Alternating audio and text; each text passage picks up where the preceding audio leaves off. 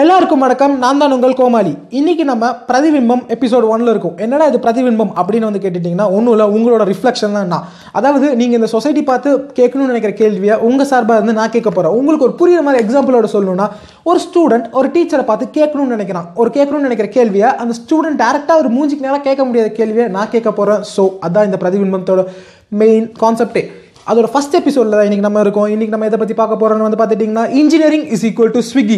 இந்த லா ப்ரூவ் பண்ணியிருக்காங்க. ஸோ இது எப்படி ஹென்ஸ் ப்ரூவ் ஆச்சுன்னு தான் நம்ம பார்க்க போகிறோம். வாங்க டேரெக்டாக வீடியோக்குள்ளே போயிடலாம்.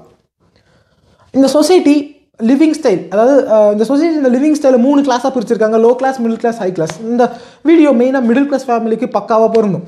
இது ஒரு ஸ்டூடெண்ட் பார்த்துட்டு இருந்தால் அவங்க சார்பாக நான் பேச போகிறேன். தென் ஒரு பேரண்ட் பார்த்துட்டு இருந்தால் உங்கள் பையன் உங்ககிட்ட சொல்ல முடியாத விஷயத்த நான் டேரெக்டாக மூஞ்சிக்கு நேரம் இதாண்டா பாயிண்ட்டுன்னு சொல்ல போகிறேன்.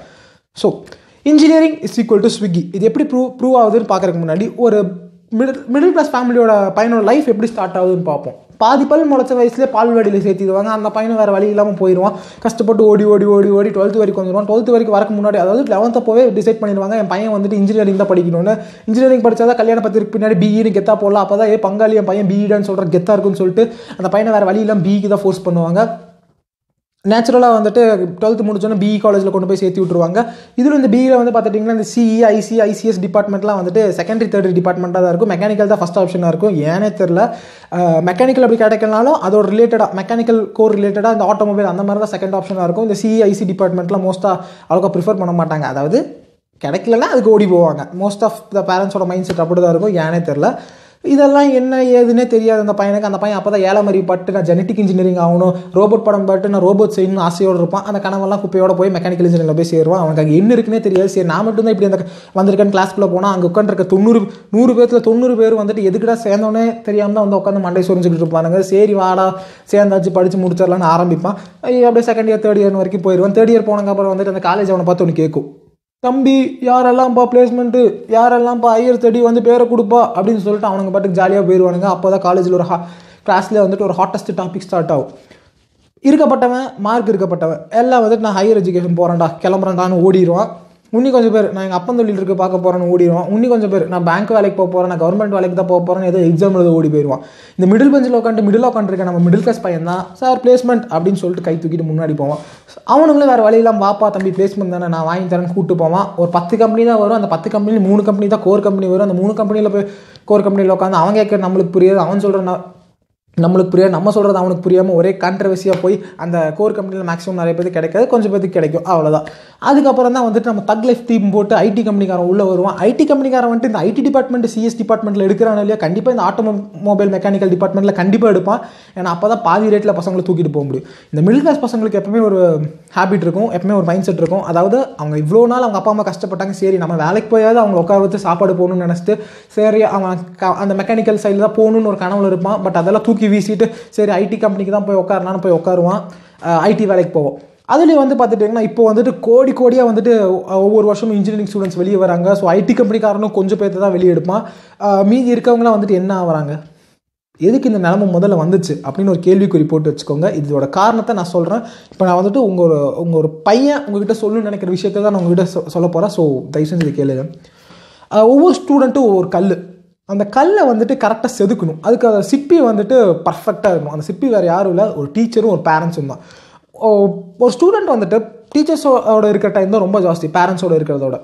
இப்போது இந்த காலேஜில் இருக்கிற டீச்சர்ஸில் எப்படி இருக்காங்க தெரியுங்களா? பேரண்ட்ஸ் தயவு செஞ்சு இது கேளுங்க. இது உங்கள் பசங்க வந்து உங்கள்கிட்ட சொல்ல முடியாது, ஏன்னா நீங்கள் சொன்னால் வந்துட்டு அவனை ஏதோ வில்ல மாதிரி பார்ப்பீங்க. அதனால நான் சொல்கிறேன், ப்ரொஃபஷனல் எத்திக், தொழில் தர்மம் அப்படிம்பாங்க. அப்படி வர டீச்சர்ஸ்லாம் ரொம்பவே கம்மியாயிட்டாங்க இப்போ. ஏன்னா நான் சொன்னேன் தெரியுங்களா, எங்கள் கிளாஸ்லேயே வந்துட்டு ஒரு கேட்டகரி ஆஃப் பாய்ஸ் வந்து நான் எம்இ போகிறேன், எம்எஸ் போகிறேன் பாருங்க. இதில் இந்த எம்இ ஓடிருப்பானுங்க பார்த்தீங்களா, அவனுங்க வேறு வழியே இல்லாமல் எம்இ போய் வேலை கிடைக்காம சுற்றி முற்றி ஏதோ ஒன்று வந்து பண்ணலாம்னு சொல்லிட்டு இந்த ஸ்டாஃப் வேலைக்கு வருவானுங்க. அவனுங்களுக்கே பாதி கான்செப்ட் உருப்படியே எதுவும் தெரியாது. இதுலேயும் வந்துட்டு பாதியே தான் சொல்லி தருவானுங்க. இது சொல்லி தரானுங்களோ இல்லையா, அது ரெண்டாவது. இது இல்லாமல் இன்டர் பாலிடிக்ஸ் பயங்கரமாக பண்ணுவானுங்க. தமிழ்நாட்டு அரசியலோட மோசமாக இருக்குங்க டிபார்ட்மெண்ட்டோட இன்டர் பாலிடிக்ஸ். இது இந்த எக்ஸ்பீரியன்ஸ் ஸ்டாஃப்லாம் பண்ணுவாங்கன்னு பார்த்தா அவங்கள எதுவுமே பண்ண மாட்டாங்க. அவங்க நீங்கள் சண்டை போட்டு நாசமாக போங்கடான்னு ஜாலியாக விட்டுட்டு இந்த அறகுறையாக வந்து ஆடிட்டு இருப்பானுங்க பார்த்தீங்களா. இவனுங்க பண்ணுற இன்டர் பாலிடிக்ஸ் வேறு லெவலாக இருக்கும். இதை பசங்க உங்ககிட்ட சொல்லவும் முடியாது, ஏன்னா நீங்கள் சொன்னால் அவனை வில்லனாக பார்ப்பீங்க. இதை வந்துட்டு நான் சொல்லும் போதே அங்கே பசங்க யாராவது பார்த்துட்டு இருக்காங்க, உடனே யார் அந்த ஸ்டாஃப்னு ஒரு இமேஜினேஷனில் போயிருப்பாங்க. இப்படிப்பட்ட ஸ்டாஃப்க்கு நான் ஒரு ஹம்பிளாக அவனுக்கு கேட்டுக்கிறேன். நீ கான்செப்ட் அவனுக்கு சொல்லித்தராட்டி பரவாயில்லைங்க, நீங்கள் கான்செப்ட் அவனுக்கு சொல்லித்தராட்டி பரவாயில்ல. இப்போ கூகுள் வந்துருச்சு, அவன் படிச்சுக்குவான். படிப்பு வந்துட்டு அவன் எப்படி ஈஸியாக வந்துருச்சுன்னு அவனுக்கே தெரியும், அவன் படிச்சுக்குவான். ஒழுக்கத்தை நீ சொல்லித்தர வேணாங்க. பிகாஸ் ஏன்னா நீங்கள் ஒழுக்கம் சொல்லி தரதுங்கிற ஒரு ஸ்டேஜெல்லாம் இருந்துச்சு. இப்போ நீங்கள் அதுவும் வேணாம். அது இப்போலாம் பசங்க ஏதோ அது இதுன்னு பார்த்து கற்றுக்கிறானுங்க. தயவு செஞ்சு அந்த இருக்கிற கொஞ்சம் ஒழுக்கத்தையும் கெடுத்துறாதீங்க. சைக்காலஜிக்கலாக ஒன்று சொல்லுவாங்க, ஒரு குழந்தை ஒரு வீட்டில் இருந்துச்சுன்னா அப்பா அம்மாவே சண்டை போடக்கூடாது அப்படிம்பாங்க. நினச்சி பாருங்களேன், நம்ம எல்லாருமே குழந்தைங்க அந்த காலேஜில். அப்போது ஃபேக்கல்ட்டிஸ், அதாவது 2 டீச்சர்ஸுமே சண்டை போட்டால் நம்மளோட மென்டாலிட்டி எப்படி இருக்கும்? அதாவது சண்டைனா போய் கத்தி எடுத்து மண்டையில் போட்டு அந்த மாதிரிலாம் சண்டை இருக்காது. ஒரு கோல்டு வார் மாதிரி போகும். அது அவங்களுக்கு புரியுதோ இல்லையோ நம்மளுக்கு சூப்பராக புரியும். ஏன்னா நமக்கு எப்பவுமே கெட்டது தான் ஃபஸ்ட்டு அழகாக புரியும். ஸோ நம்மளோட சைக்காலஜி அது ஈவெண்ட்டாக அது பாதிச்சிடும். இப்போது இந்த சில ஸ்டாஃபில் பார்த்திங்கன்னா பனிஷ்மெண்ட்டு தினசாக கொடுப்பாங்க. இல்லைனா பார்த்திங்கன்னா அட்டனன்ஸில் கை வச்சுருவாங்க. தம்பி உனக்கு தூக்குறான்னு சொல்லிட்டு லேபில் ஃபெயில் பண்ணி விடுவாங்க. இந்த மாதிரி வேலையெல்லாம் பார்ப்பானுங்க. ஸோ இதெல்லாம் அவனுக்கு எப்படி வந்துச்சுன்னா அவனோட ஸ்டாஃப் யாராவது இப்படி பண்ணியிருப்பாங்க. அதை பார்த்து தான் அவங்களுக்கு வந்திருக்கும். இவன் கொஞ்சம் யோசிக்கணும். கர்மா இஸ் அ பூமராங். ஸோ இப்போது இவன் திட்டு வந்துடுறீங்களா, இவன் நேரம் இந்த படத்தில் சினிமாலாம் நடக்கிற மாதிரி இவன் நேரம்னு பார்த்தா இந்த ஆப்போசிட்டில் இருக்கவன் டீச்சராக இவன் பையன் காலேஜுக்கு போய் இவன் அவனை வச்சு செஞ்சால் என்ன ஆகும்? Karma is a boomerang. Okay, union நான் தயவுசெய்து யூனியன் சொல்ல விரும்புகிறேன். இதே ஒரு ஸ்டாஃப் நல்லா எடுக்கிற ஸ்டாஃப், இல்லை ஒரு நல்ல மரியாதை வச்சிருக்க ஸ்டாஃப், ஒரு ஃப்ரெண்ட்லியாக அப்ரோச் பண்ணுற ஸ்டாஃப் யாராவது கிராஸ் பண்ணால் நம்ம அவங்க விஷ் பண்ண குட் ஆஃப்டர்நூன் குட் மார்னிங் அந்த மாதிரி ஏதாவது சொன்னால் மனசார சொல்லுவோம். டு பி ஃப்ராங்க், இதை நான் உண்மையாக சொல்கிறேன். இதே இந்த அட்டனன்ஸில் கை வைக்கிறவன், இந்த டெரர் பீஸ்ன்னு சொல்லிட்டு அவனே கெத்த சுற்றிட்டு இருக்கவன், அந்த மாதிரி ஸ்டாஃப் அவனாவது கிராஸ் பண்ணால் அவன் முன்னாடி வணக்கம் வச்சுக்கிட்டு, ஏன்னா வணக்கம் வைக்கல நம்மளை வச்சு விட்ருவான்னு சொல்லிட்டு வணக்கம் வச்சுக்கிட்டு பின்னாடி போயிட்டு beep beep beep beep beep beep beep beep சம் தான் நாங்கள் பாடுவாங்க. இது 100% எல்லா ஸ்டூடெண்ட்ஸும் ஒத்துக்குவாங்க. வேறு வழியே இல்லை. கண்டிப்பாக இது ஒத்துக்கு தான் ஆகணும் எல்லோரும். இது 100% ஃபேக்ட். என்ன தான் நீங்கள் நினைப்பீங்க நல்லவன் அவன்லாம் போய் சொல்ல மாட்டான். கண்டிப்பாக நல்லவன் சொல்கிறேன் தான் ஃபஸ்ட்டு உங்களுக்கு திட்டுவான். ஸோ தயவு செஞ்சு அதான் நீங்கள் ஒழுக்கத்தை சொல்லி கொடுக்காட்டி பரவாயில்ல, இருக்கிற ஒழுக்கத்தை கெடுக்காதீங்க தான் என்னோட ஹம்பிள் ரிக்வஸ்ட். அடுத்தது பேரண்ட்ஸ். நீங்கள் தயவு செஞ்சு நான் ஒரு சொல்ல பையன் பத்திரிக்கையில் பின்னாடி பின்னு போட்டாதான் கெத்து, அதெல்லாம் நான் எதுவுமே சொல்லலாம். என்ன ஆகும்னு நினைக்கிறேன்னா அது கொஞ்சம் காது கொடுத்தாது கேளுங்க. என் மேல் வீட்டுக்காரர் சொல்கிறான், கீழ் வீட்டுக்காரர் சொல்கிறான், சைடு வீட்டுக்காரர் சொல்கிறான், இன்ஜினியரிங் படித்தாதான் கெத்து அப்படிங்கிறீங்களே. உன் பையன் என்ன சொல்கிறான்னு முதல்ல கேளுங்க. இப்படி தாங்க நிலமை இருக்குது. ஸோ இப்போ ஐடியில் போய் நிறைய பேர் பிளேஸ் ஆகிறாங்கன்னு சொன்னால், அதாவது மெக்கானிக்கல் படிக்கிறவங்க, ஆட்டோமொபைல் படிக்கிறவங்க, சம்மந்தமே இல்லாமல் ஐடி ஃபீல்ட் போகிறாங்க. அது இப்போ லிமிட்டட் கொஞ்சம் கட் ஆஃப் பண்ணிடுறாங்க. ஏன்னா நிறைய கோடிக்கணக்கான இன்ஜினியர்ஸ் வெளியே வர்றாங்க, அதுவும் கட் ஆஃப் பண்ணிடுறாங்க. இப்படி இருக்கிற ஒரு சிச்சுவேஷன்லாம் எங்களுக்கெல்லாம் கிடைச்ச வேலை ஒன்று இருக்குது. என்ன தெரியுங்களா? ஒரே நிமிஷம், கால் ஒன்று வருது, ஒரே நிமிஷம். Madam, yes madam, your order will be delivered in 5 minutes. Thanks for Swiggying. இதுதாங்க என் பொழப்பு, வேறு வழியே இல்லைங்க. அதாவது வீட்டில் தண்டமாக உட்காந்து தண்டை சோறு திங்காம இன்னொருத்தனுக்கு சோறு கொடுக்கலான்னு கிளம்பி போயிட்டோம்.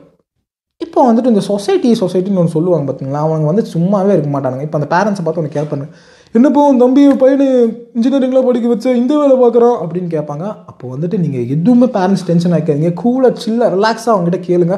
ஆமாப்பா என்னமோ தெரில வேலை கிடைக்கல, நீ ஒரு 10 லட்சம் தாப்பா என் பையனுக்கு நான் பிஸ்னஸ் வச்சு கொடுத்துக்கிறேன் அப்படின்னு கேட்டு பாருங்க. தெருக்கடிச்சு ஓடுவான். அதுவும் இல்லாமல் உங்ககிட்ட ஒருத்தர் கேட்பேன் பார்த்தீங்களா, அவன் பையன் என்ன பண்ணுவான் தெரியுங்களா? 7 வயசாகி உங்கள் பையனாவது சோறு எடுத்துகிட்டு ஒருத்தங்களுக்கு போய் டெலிவரி பண்ணுறான். அவங்க பையன் 7 வயசாகி உட்காந்து 7 படம் தான் வீட்டில் உட்காந்து பார்த்துட்டு இருப்பான். ஸோ இந்த சொசைட்டி சொல்கிறத கேட்குறீங்க, தயவு செஞ்சு உங்கள் பசங்க சொல்கிறதும் கொஞ்சம் கேளுங்க அப்படின்னு சொல்லிட்டு நான் இந்த வீடியோ முடிச்சுக்கிறேன். மறக்காமல் நம்ம சேனலுக்கு சப்ஸ்கிரைப் பண்ணிடுங்க. இங்கே இருக்க இந்த சிம்பிள் அமுத்தி நம்ம சேனலுக்கு டேரெக்டாக சப்ஸ்கிரைப் பண்ணுங்கள். அது மட்டும் இல்லாமல் இந்த வீடியோஸ் முடிக்கிறதுக்கு முன்னாடி ஒரு சின்ன நான் நினச்ச ஒரு கோட் சொல்லி முடிச்சுக்கிறேன். நாங்கள் எல்லாம் கற்கள் தான், அதாவது நாங்கள் எல்லாமே ஸ்டோன்ஸ் தான். ஓகே, ஸ்டூடெண்ட்ஸ் எல்லாமே கற்கள் தான். நாங்கள் எல்லாம் கற்கள் தான். எங்களை செதுக்க சிறந்த சிற்பிகள் தேவையில்லை.